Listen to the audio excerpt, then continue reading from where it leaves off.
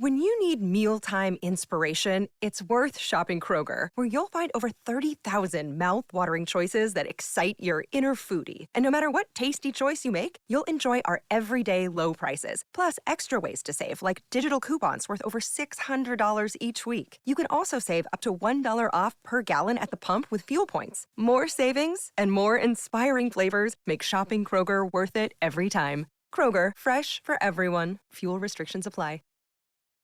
You're listening to the Archaeology Podcast Network. You have my sword. And you have my bow. And my trowel. Hello and welcome to episode 1 of And My Trowel, where we look at the fantastic side of archaeology and the archaeological side of fantasy. My name is Tilly. And I'm Ash. And today, in this very first episode, so exciting, we thought it would be good to give a little introduction to ourselves and what prompted us to start this podcast series in the first place. So, Ash, who are you? What do you do? Are you an archaeologist? I am, yes. That's convenient. My name's Ash. I'm an archaeologist. No. Yeah, exactly. Yeah. Are you an archaeologist, Tilly? I'm also an archaeologist. What are the chances? Coincidence. So great. We knew it. So, maybe it would be good, I guess, to say why we got into archaeology, what we do in archaeology. So do you want to go first? Give us your little background spiel. Oh my goodness, my spiel. Yeah, I'm an archaeologist. I got into archaeology when I was really young. I always wanted to be an archaeologist. Then I went to Glasgow University to become an archaeologist. I studied there for 5 years. So I did 4 years for my undergrad and then 1 year for my master's. My specialism is artifacts, like yours. Oh, sorry, spoiler. Spoilers. I'm now actually working outside of archaeology a little bit. So I make candles for a living. And I do lots of different archaeological candles. And I sell them to gift shops and also museums, exhibitions, all that. So that's me. Oh, excellent. Lovely little spiel. Well, indeed, I'm also an archaeologist. Also studied archaeology at undergrad level up in Aberdeen. And then, so that was 4 years. And then I did a 1 year master's, which was actually ended up being more like a 2 year master's, but we don't need to go into that, at Leiden University in the Netherlands, where I indeed specialized in material culture analysis, so artifact studies as well. And I've actually very recently finished my PhD in archaeology. Haven't actually got it yet. Maybe by the time this is released, I will have got it, in which case we'll look pretty silly. But yes, it's the defense is in October. So whenever this goes out, before or after, maybe I am Dr. Siebrecht or maybe I'm not. Or even if I have had my defense, maybe I'm still not Dr. Siebrecht. We'll see how it goes. So yeah, just finished that. So I'm actually going to start working a brand new job in September, which I'm very excited about. So I'm going to start working for a excavation company here in Germany where I live and be doing their public outreach side of things. So like online content creation and all that kind of thing, which is very exciting. You're so busy, Tilly. You've got so many things going on. I know. Well, at least at the start, September, I'll only be doing that. And then in January, I'll also be starting a second job. Which, and so maybe another one. We'll see how it goes. But yes. But so, Indy, we're both like artifact people. So why artifacts for you? What was it about artifacts? I just love material culture. I just love handling artifacts, finding them. I worked as a commercial archaeologist for nearly 4 years. So finding artifacts, and especially when it's like a piece of pottery and it has a fingerprint on it. Oh God, I just love that. Is very cool. I love the idea of like holding something that someone hasn't held in 6,000 years. Oh, that's just my favorite bit. Yeah, it's that feeling, right? Especially when it's something like a fingerprint or something like, because I did use-wear, and then you look at like how they were used. And my favorite traces ever were on bone. You can see they're called handling traces, and it means you can actually see literally where someone was holding an object. Like I was looking at needles, and you could see where people were holding the needle, which is just so cool. It's so cool. It's so cool. And what's your thing that got you into material culture? I don't know actually why I necessarily got involved in it in the beginning, because actually my original archaeological interest was in human evolution and like early Paleolithic, early modern humans and all that kind of thing. And then, somehow, I don't know what it was actually that made me interested in objects. I think there was one particular assignment we had to do in my undergrad where we had to pick an object and do like a full analysis. I've used inverted quotes here, but like, because we couldn't do any analysis because we were just undergrads. But yeah, you had to do sort of a little research on it and propose. I think it was a proposal for like a research project based on this object. And it was just such a cool concept. Like, I think I did like a Viking bracelet or something. And then I was so excited about it. And I was really disappointed that I didn't actually get to do the research project. And I just sort of thought, this is kind of cool. This is a really nice thing. And yeah, it is. It is cool. That sounds very cool. We had a similar one, but it was typology. And I remember everyone absolutely hated it, but I really loved it. I used to like sticking all the pictures of these brooches, different types of penannular brooches, like side by side. And I was like, oh, this is great. Yeah. It really fulfilled something in me, setting everything out and organizing it. So yeah, I think I had the same sort of experience. Are you a hoarder, like in everyday life? Oh my God, yeah. I think that might have a thing as well, because I definitely am. Yeah, I have so many like objects, replicas of stuff, but also like, well, my candles. I've got a whole thing of candles now. I just can't stop. If I go to like a museum and it's like a really like cheap gift shop, I will get the tackiest thing. I just love it.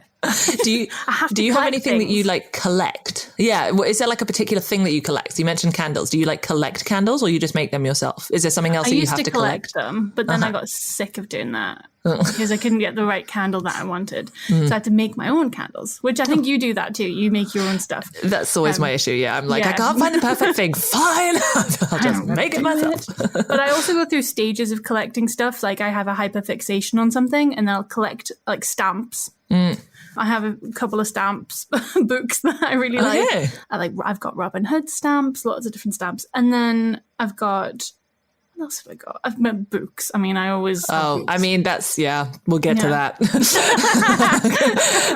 That's not collecting. That's just, education. Survival. I'm building a library. I'm actually investing in my future. Yes, exactly. Yeah. Exactly. Yeah, exactly.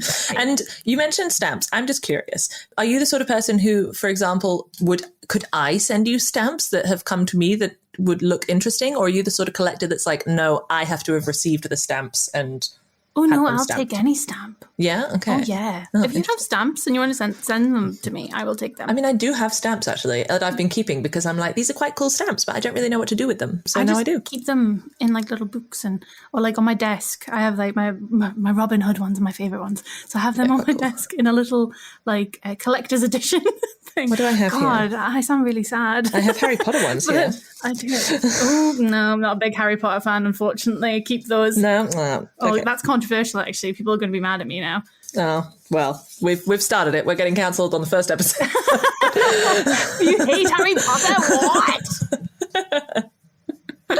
Okay, moving swiftly on. So it's not Harry Potter. I don't like Harry Potter. I like Harry Potter. So what do you like in terms of, so obviously, as we mentioned in the intro, we're looking at the fantastic side of archaeology because we're archaeologists, we're interested in archaeology, but also the archaeological side of fantasy. So what is it about fantasy that you enjoy, Ash? I mean, it's just outside of the realms of reality, isn't it? It's escapism, pure escapism. You can imagine absolutely anything. And you can get really stuck into a lore as well that somebody else has created in a world, and you can get really, really into it. Almost like archaeology, right? Like you're having to almost research the world, like get an idea of the context and. Yes, exactly. Because when you're excavating something, you are somewhat world building. You're interpreting that site and what was happening. So it's the same thing when you pick up a book or you watch anything in the media that's fantasy related. You're kind of building that narrative around you, and that's why I think archaeologists love stories and storytelling, because it does go hand in hand. Yeah. No, that's I really like that idea that archaeology is world building. I'd never thought of it like that before, but it is. Like, we should teach that at uni. Yeah. Like, we should teach it. Welcome to RPG, aka archaeology. Yeah. People do like the archaeology of Skyrim and stuff. Like, it has archaeology. Yeah, definitely. Well, and we'll get into that. Later. But what about you? I don't know. I think indeed it was that idea of that it's far enough removed from reality that even if there's things in it that would make me uncomfortable or make me things, then I would sort of think, but it's fine because it's a fantasy book. It's basically a way for me to bury my head in the sand and kind of ignore all the issues that are happening, which I know is a terrible thing to say. And actually, as I've got older, that was the original sort of thing. And as I've got older, I think it's the opposite. It's more, it's a way to look at the world in a different way that makes you realize the problems, but also constructs kind of almost alternate reality, like alternate options, you know, of what could be better or what could be worse or all this kind of thing. So I think that that's kind of fun. So yeah, it was always that idea. I do still like non-fantasy books as well, but I must say, I think the majority of my reading consists of either like cozy murder mysteries or like travel writing or fantasy. And the bulk is fantasy. I can totally see that for you, though. I can see like what your interests are and then how they align to what you read, because you do write also a lot about travel and things like that too. True. And you're right. I think fantasy can tell you a lot about our own society. Like there's so many books that kind of pose questions through fantasy scenarios that can teach you a lot about the world and make you question certain structures, I think, in our world. Which they should do as well. Yeah, right? Like they that's should. what a good fantasy should do, in my opinion. Yeah, they should teach you something at the end of the day. That's what books are. They're meant to tell you something, aren't they? Yeah. It's sort of funny. So like in terms of the fantasy stuff that I like, I really do indeed like those fantasy books where actually if you took out the fantasy elements, it would still be a really good story. Like it would still work as a story. But at the same time, I also really enjoy those like big epic fantasy ones, which are very much based in the like Lord of the Rings. I mean, the Wizard of Morgoth. Like it's all these things, right? Like sometimes I have to admit nowadays, if I would, and I think that was just when I was younger, because I read the Lord of the Rings when I was very young. I think I was like 7 or something. I don't know. Looking back, I don't know how I managed to read the Lord of the Rings when I was that little. But I loved it. And I don't know, I just got, and it was funny. So funny story. So it was because we were on a cycling holiday and I'd taken the first one with me because I think I'd got it for my birthday or something. And I read it, absolutely loved it. So we had to go and find a bookshop to get the second one. So we went and we found a second one. And then I read that. And this was in like 2 weeks. Like I read the first 2 Lord of the Rings books when I was 7, which, Jesus. And then I read that one and I wanted to get the third one, but we were holidaying in Ireland and it was like some massive bank holiday, like religious holiday, where then every single shop is shut for like a week because it was just a really long holiday. Wow. So no bookshops were open. So I had the last week of the holiday. I didn't have the Return of the King. Like I couldn't read the third one. And I was like, oh, and anyone who's read them knows that they kind of cliffhangery. Like you have to read the next one. Yeah. And the films weren't out at this point. So I literally didn't know what happened. And I was, only little. And so then we got back home. And I think at that point I'd started reading another book like Famous Five or something. A bit more my age bracket. And then Mum got home from work one day and was like, look what I got. And she just, threw the Return of the King into my lap. And I was like, oh, and I was so excited. Although then she forced me to finish reading the Famous Five one before I was allowed to start reading the next one, which it's interesting though that you didn't start with The Hobbit, which is a children's book. I read The Hobbit later. And then of course I was really like, because it's so, indeed, like I think if you start with Lord of the Rings, The Hobbit seems very simple. It does. I started at The Hobbit, so I was like, I sort of progressed into the Lord of the Rings. Yeah, makes more sense. Yeah. So it didn't seem simple to me at the time, but then you read it again, and I think when the films came out, which we shall not talk about, when the films came out, don't get us then I think I read it again and I was like, oh yeah, this is it is a kid's story, and that's fine. Yeah. It's good. It tells you a lot, and for a kid's story, it's amazing. I don't understand riddles, so still don't understand riddles. But so I think that's probably how I was reading like fantasy stuff when I was little, but then I sort of got into that one. And what was your sort of first delving into fantasy? I was thinking about this, and obviously Hobbit, but I actually think it was when I was more of a teenager that I really got into it. And I started reading PC Cast and some of her Kristen Cast kind of stuff. And it was the goddess summoning novels and the Parthenon novels as well, which were all about like going into a kind of portal Like alternate universe type things? Alternate universe sort of stuff, where a modern woman would get transported back into either Troy or like a Beauty and the Beast scenario or something like that, and probably like Beauty and the Beast as well. So yeah, I think that was it for me. And then I started obviously reading more sort of fantasy, but I am also a big fantasy romance person, so it fits. So what's your current fantasy kind of genre pick? You're still more for the sort of romantic fantasy, I believe? Yeah, I will do both. So I'll do high fantasy, but I get kind of burnt out with all the world building. As much as I love world building. Oh, yeah. The first 100 pages, I'm like, what's happening? Yeah. So I do tend to go for like fantasy romance. That's just me. I just really love romance. So yeah, that's my kind of genre. Yeah, fair enough. And what's your favourite fantasy book at the moment then? Oh gosh, or series? At the moment? Yeah. Oh, you can't ask me that. There's too many. There's way too many. I'm actually trying to think. I'm looking at my bookshelf as we speak. Like, I don't know. I mean, I've got Legends and Lattes, and I still need to read that. So I'm hoping that's going to be my next one. I love that one. Yeah. It was, that like got me into, I didn't realize that cozy fantasy was a genre. And now I'm like, yes, here for this. Oh, well, that's jogged my memory. So yeah, I do like kind of cozy fantasy, but I also like kind of more in-depth fantasy too. Anything by like Naomi Novik, I really enjoy. I think she's great. Just such a good writer. I really like Deborah Harkness as well. Was that Discovery of Witches? Yeah. Yes. Yeah, which is more like a modern fantasy because you've got which I still haven't read. It's on my list and I have it. So good. I love it. Everyone keeps going on about it. I need to read it. Yeah, and there's all like the big names as well. You know, Neil Gaiman and Terry Pratchett and all that kind of stuff as well. So. And you love Terry Pratchett. So. I love Terry Pratchett. I do. Yeah. It's one of those things. He's just familiar. And I started reading him when I was a teenager in high school and then worked my way through all of the novels. And then now it's just, it's one of those familiar things, right? Like if I'm having a bad day and I just need to feel good, then I'll read a Terry Pratchett. Yeah. And I also will not apologize for the fact that throughout this whole podcast series, I am definitely going to be making many, many references to Discworld and Terry Pratchett.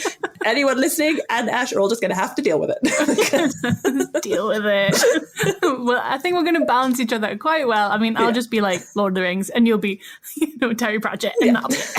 Exactly. I mean, I'm good with Lord of the Rings too, so all praise me.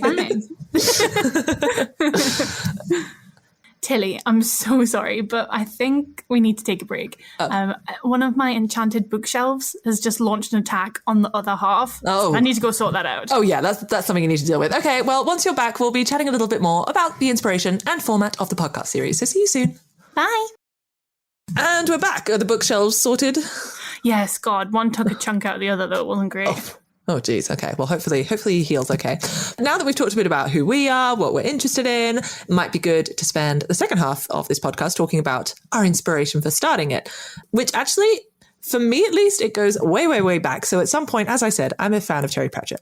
And I had joined this group on Facebook called the Terry Pratchett Book Club, which for any people out there who are interested in Terry Pratchett and want to join a book club, would recommend. They're a very friendly bunch.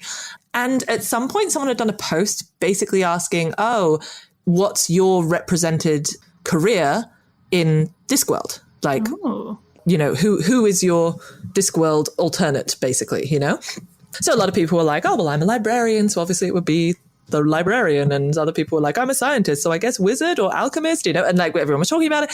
And I was like, I'm an archaeologist.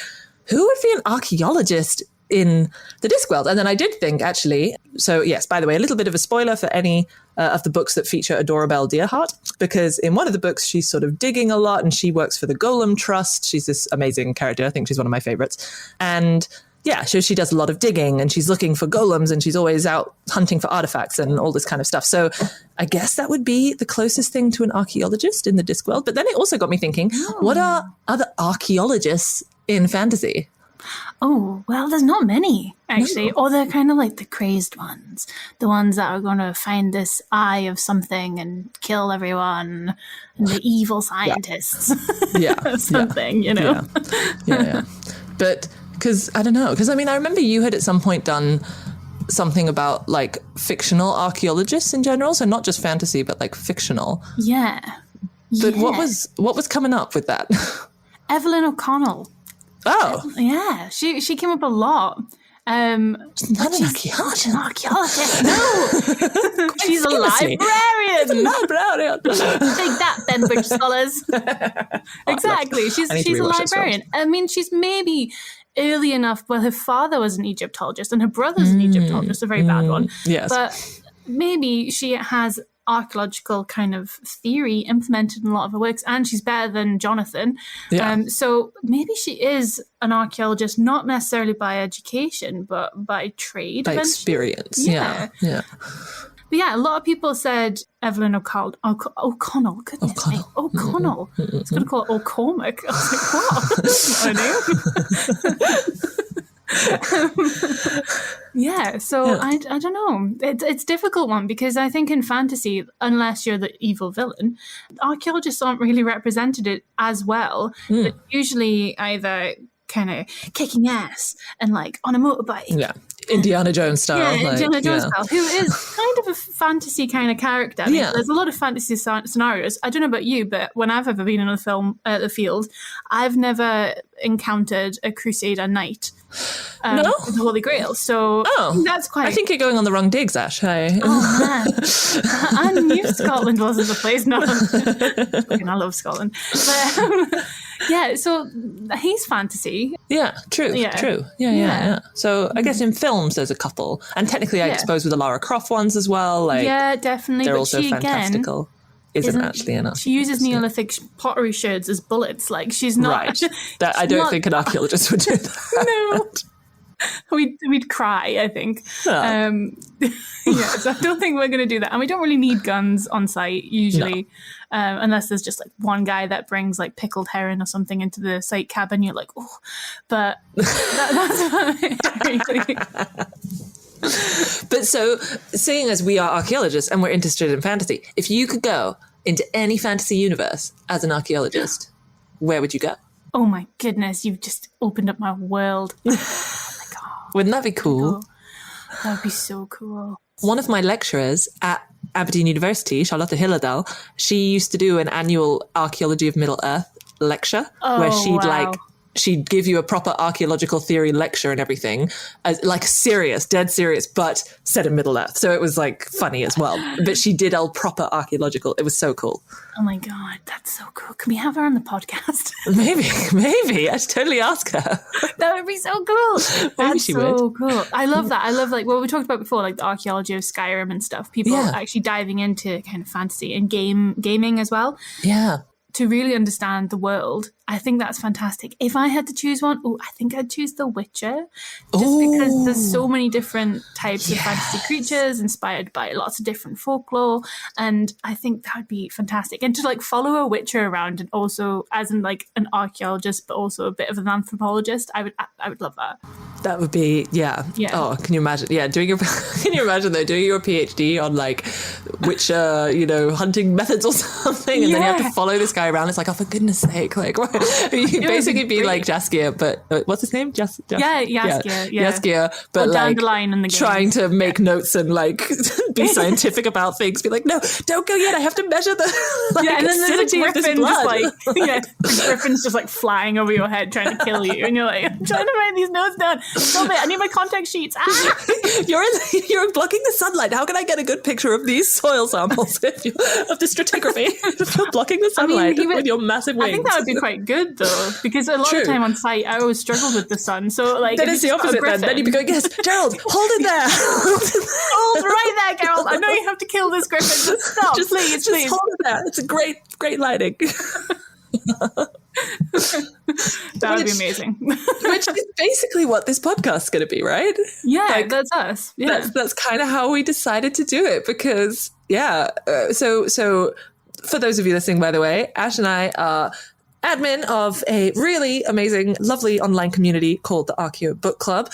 If you haven't joined already, please do come join us. We're a very open group. We basically read a different book every month, and our original aim was to kind of look at how archaeology is depicted in fiction. It's now expanded to include other things as well. So we do writing, we look at nonfiction, we look at all sides of things.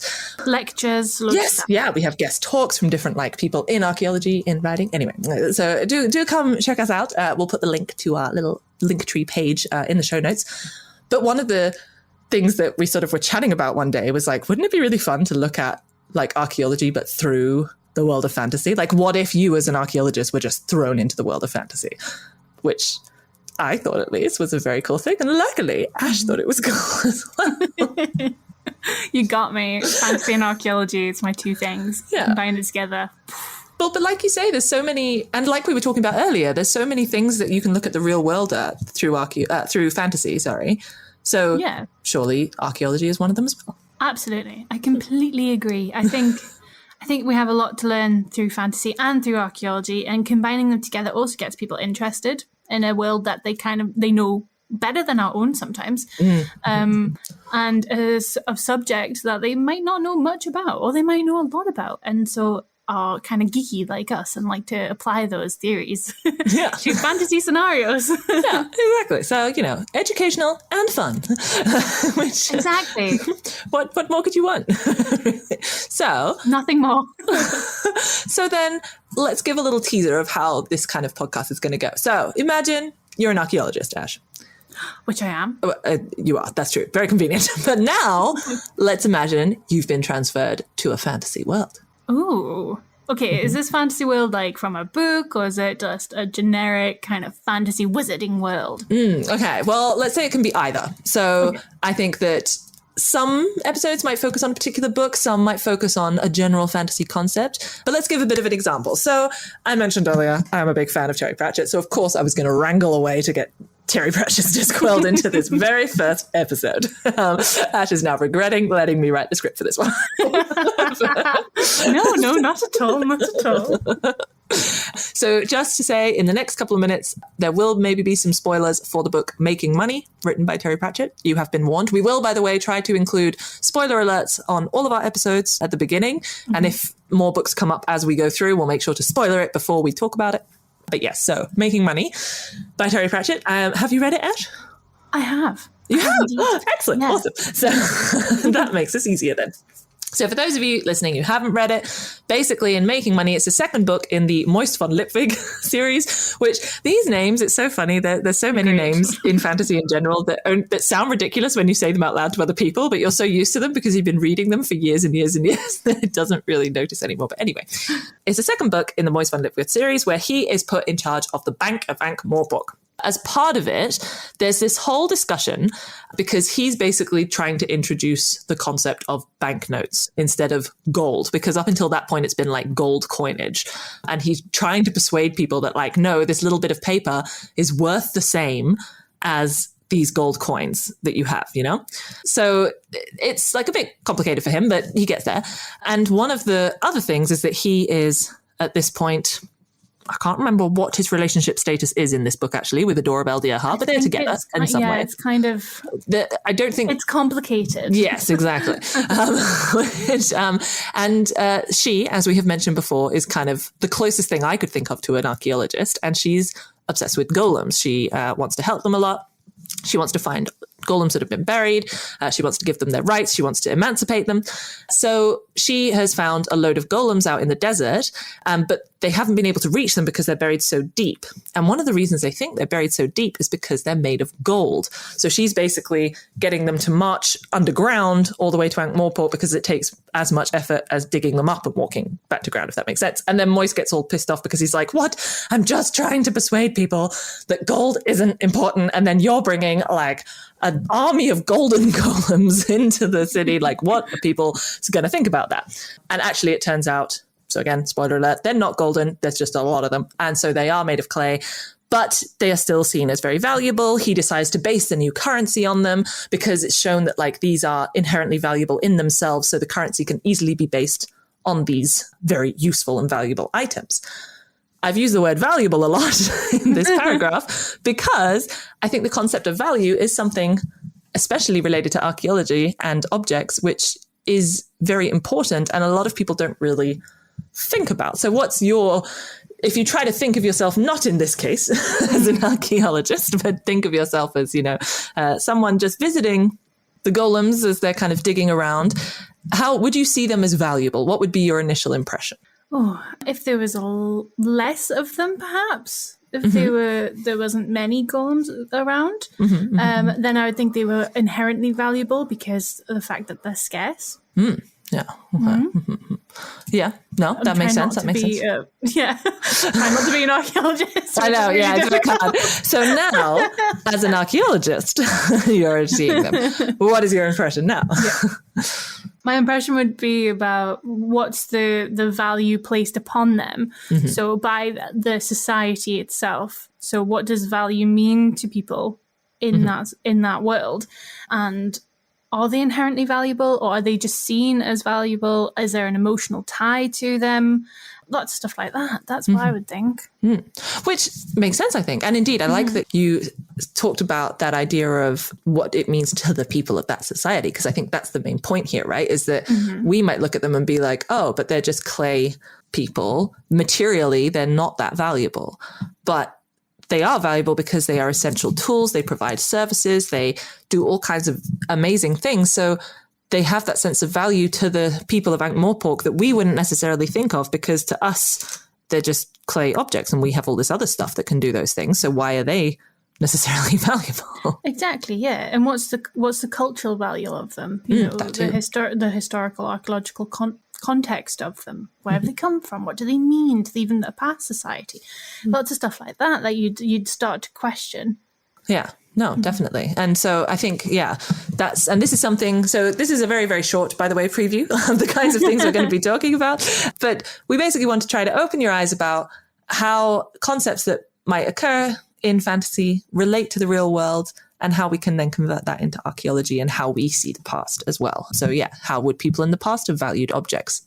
That would likely have differed from how we'd value objects today. And that also relates to the first question that many archaeologists get, which is, what would you say, apart from dinosaurs? Is it ritual? That as well. I don't know. If you're digging in the ground and someone comes up to you, what's usually the first thing they ask you? Oh, what have you found? Is it treasure? Yes, exactly. Exactly. Yes, that's pretty much always the first question you get asked as an archaeologist digging in the ground is, oh, found any treasure yet? And this is, you always want to stand up and give them a lecture on the value of objects. I actually have a really good answer to this. So a guy I used to work with, lots of people would come up to us and ask us, what's the best thing you've ever found? Have you found gold? And one of his answers was basically that he'd found a hoard of pots and pans. Oh, that does sound cool though. Yeah. And he was like, they're from the 1950s. There was just a lot of them and I just really enjoyed it. And they were like, okay. And you could see their faces like, oh, that's really not what I expected you to say. And then he was like, and I found a till once. There was nothing in it, but there was a till.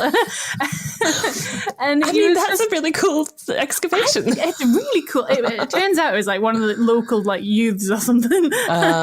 Had like nicked a till and buried it in the same area. But like, that was his answer, and everyone's faces was just like, what? Like, what? But that's the thing, right? Indeed. I think most of archaeology focuses on everyday objects or even rubbish, like middens, which are one of the most excavated items, one would argue, or like features that we excavate, is literally a prehistoric rubbish pit. Yeah. Exactly. Yeah, that's what we love. We love the rubbish. Yeah. There's a whole like concept even like about garbology and stuff like that. And like about looking at people's rubbish, and that's what archaeologists do. We do look at people's waste essentially. Yeah. I mean, you wouldn't have archaeology if humans, weren't hoarders like us, Tilly, and then just discarded stuff later on. Like future archaeologists will be so grateful that we exist. So grateful. Like all my thank goodness. Oh, this can tell us so much. Oh my God, she's not licked a single one. The Ashley hoard. Yeah. But like, stuff like that. And I think people's concept of treasure and value is so different from what an archaeologist's concept of treasure and value is. Yeah. Like for me, the best thing I've ever found, or the most important thing that I've ever found, was a Iron Age village. Like, I loved that. There wasn't any treasure. Just any casually gold. putting that out there, June. Yeah, by the way, I found a whole village. That's very cool. Yeah. Yeah, and it was Good fun. answer. Yeah, the best thing we found was probably like a quernstone, and there was a cremation. Yeah. And that was it. You know, that was like, yes, oh my God, amazing. Yeah. Look at all this stuff. That was, to everyone else, it's just a lump of rocks and some kind of negative features, and people don't really like that kind of stuff. But then you think about what was going on there, and you build up that world in your mind. The world and building. You think, oh my God, this is amazing. And you know, sometimes when we were on site, we would think of names for people, like, oh, Susan lived here and Judith lived there. Susan had a really big roundhouse and Judith did not like that she had a really big roundhouse, or something like that, you know? Yeah. No, but that's the whole point, right? Telling the stories. So that's basically what we're going to be doing. We're going to be telling the stories, the fantasy stories, but through the eyes of two very geeky archaeologists. So on that note, that's about it, I think, for this first introductory episode of Am I Trowel. We hope that you enjoyed this first little quest into the unknown. They will get deeper as the series goes on. If, by the way, there's any suggestions that people have for an episode that they've gotten from a fantasy book, or maybe you have an archaeological concept, a theory or method, for example, that you don't understand, that maybe we can help to explain through fantasy, or maybe there's something in a book you've read that you want to find out from an archaeological perspective, just get in contact. You can email us, andmytrowel@gmail.com, or you can access us through social media, andmytrowel on Instagram. All contact info can be found in the show notes, as well as references and further reading for the points that we've discussed today. Also, Ash, I really hope you were paying attention to all my references with the Terry Pratchett universe today, because it might come in useful for your first quest in the next episode. Oh, let me just grab my scroll. I'll make some notes. Excellent. Well, see you soon. Bye.